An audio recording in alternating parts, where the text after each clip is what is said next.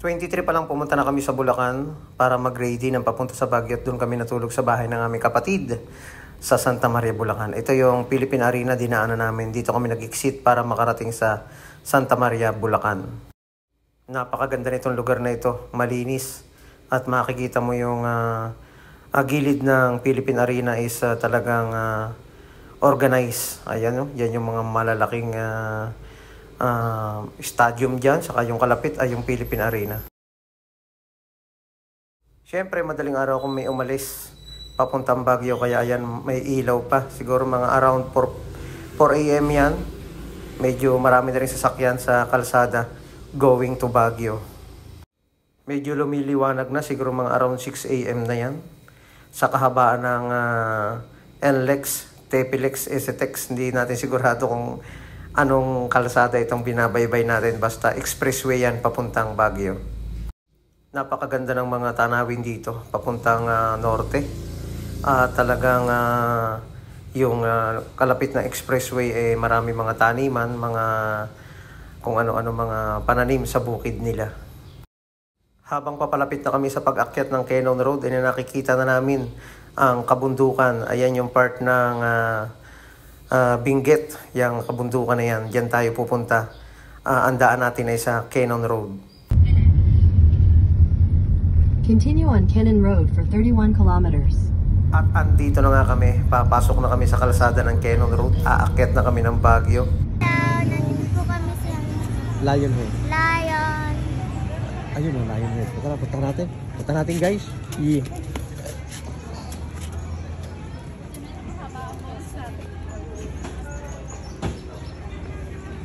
Dito kami sa Lionhead. Rampa na kami ng Baguio. Ayan o.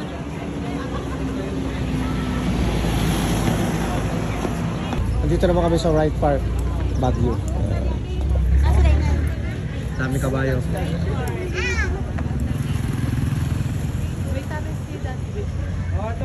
Aakyat kami dito sa hagdanan na ito papunta sa The Mansion. Mas maganda yung mga pasyalan dito sa may parting ibabaw. Kasama ko ang parents ko at ang magulang ni Mrs.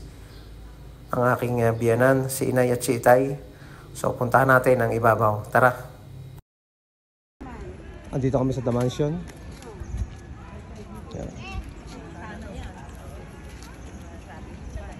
Picture pa sila doon. Padalawang beses na nating napuntahan itong lugar na ito at napakagandang, lalo ngayon malinaw yung tubig dito sa parting gitna na to, at yung dulo na yun na inyong natatanaw, yan yung The Mansion. Kahit maraming lakarin talagang mawiwili ka dito sa Baguio, lalo na ang klima dito ay malamig, kaya sulit na sulit ang pamamasyal, lalo na ngayong mga buwan na ito. The Mansion House.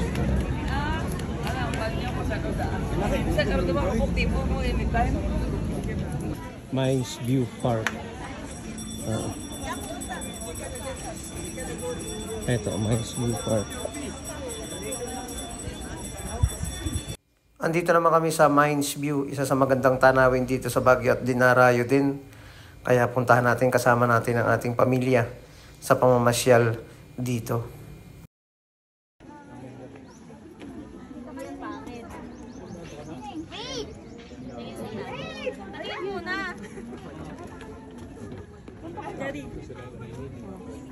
Kami dito sa Green Valley sa Baguio. Dito kami mag 2 nights ni paring Ronnie Cutters. Nagkasabay kami ng aming lakad dito sa Baguio, nagkataon. Kaya mag-enjoy kami. Panoorin nyo na lang yung mga short video namin ng aming mga gala. Okay? Meron nga ditong mga palaruan ng bata malapit sa aming transient house, kaya habang hindi pa gumagabi nag-enjoy muna ang aking bunso. At syempre, ay naka-enjoy na rin ako. Nagbalik tayo sa pagkabata at nakapagduyan-duyan na rin. Ayos! Dito na kami sa Strawberry Pie. Hi naman sa ating video. Kami ay mag-strawberry picking at picture-picture na rin.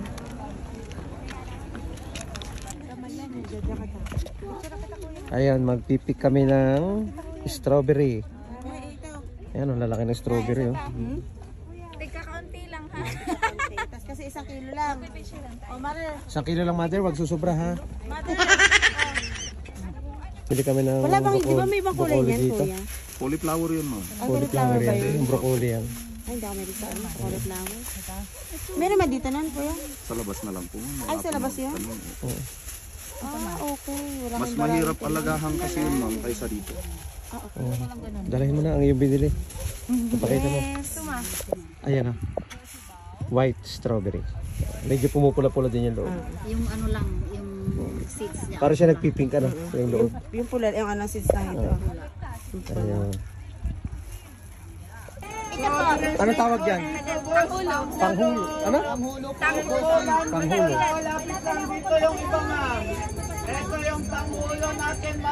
Okay, nakakawala kayo siya. Igorot Stone Kingdom. Tara. Pasok tayo. Igorot Stone Kingdom. Dito tayo.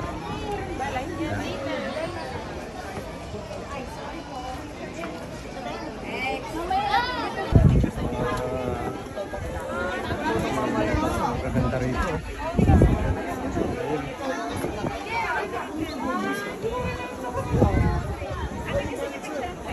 Daming tao, daming namamasyal weekend eh.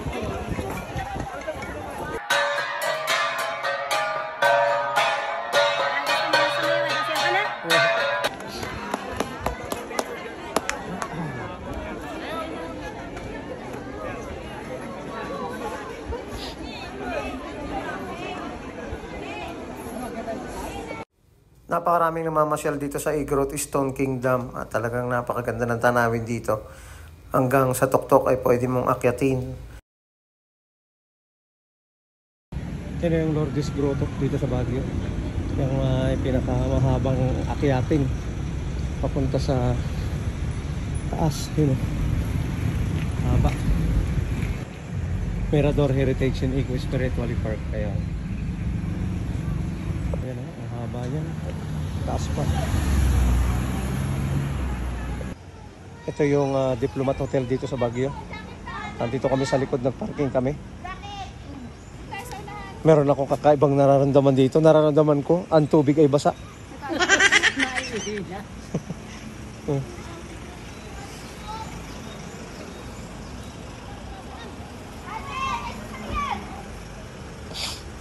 Ayun, oh.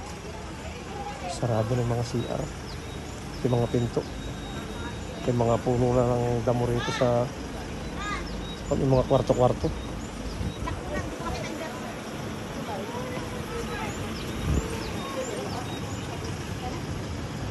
Ito, punta natin yung harap.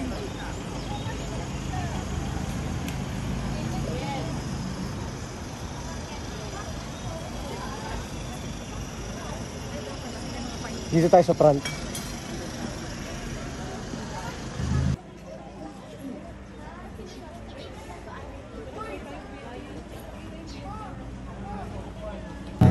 At napadaan na kami dito sa season road ng gabi ng Sabado. Kaya nakita natin si Green Army.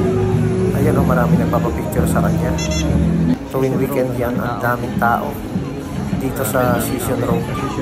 At sarado ito kapag weekend.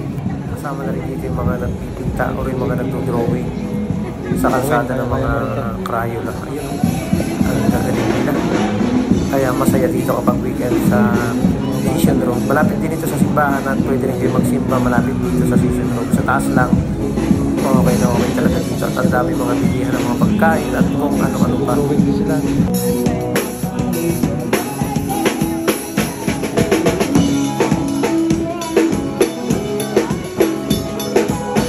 Third day namin dito sa Baguio. Dito naman kami sa Burnham Park. At ang aking mga kapatid, si Mrs. at si Nini, yung aking muso Ano na kayo? Di na kayo makalis ay dyan? nagbisikleta dito.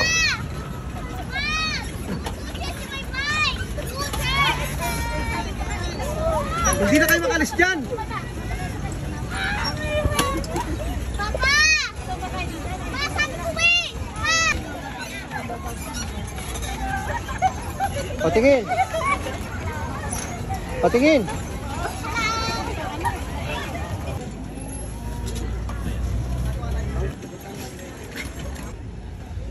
Pegang Resto Grill. Dito kami magla-lunch ngayon.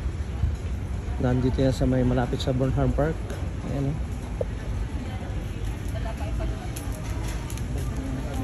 Ayaw magsishoot meal para naghihintay na sila ng pagkain.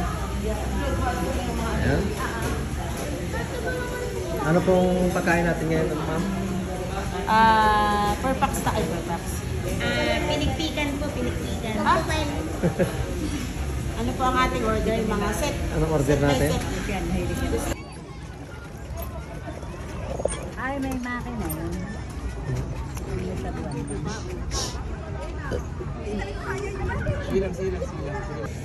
Ganito dito sa Session Road kapag Sunday, nakasarado. Tapos puro tindahan yan. Bilihan na kung ano-ano. Ayan, daming tao. Dito kami pumunta kay Cons. Nandito muna kami sa pamilihan ng pasalubong sa Baguio. Ang dami oh. Marami kayong makikita dyan mga pwede nyo ipang pasalubong, pagkain, mga souvenirs. Ayan oh. Ang dami oh. Ayan oh. Dami nyo mapapamili dito.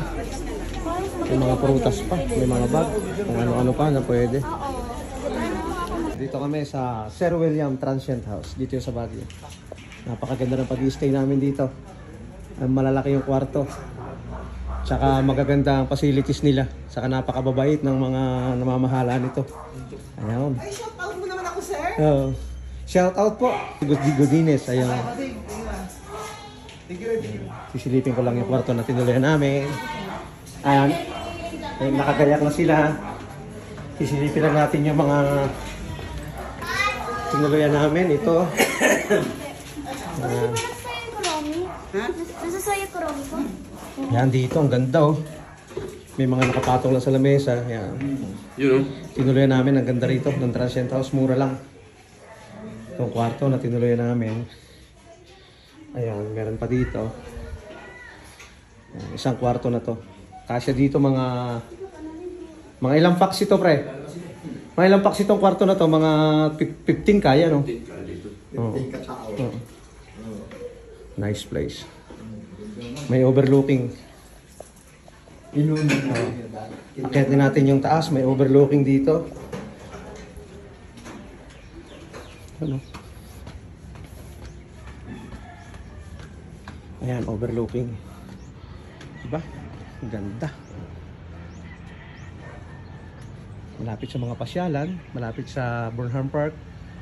Ayan, pakalalapit nito sa mga tourist spot dito. Nice place. Uwi na kami ng Quezon. Uwi na kami ng Kabuyaw. Maraming salamat sa inyong panonood. Masaya ang last night namin sa third night. Kasama namin si Cons the Barber na nagbakasyon from USA. At syempre, ay marami kaming mga napagkwentuhan. Nice meeting you, Cons the Barber. Pabalik na kami ng Laguna. Maraming salamat sa inyong panonood.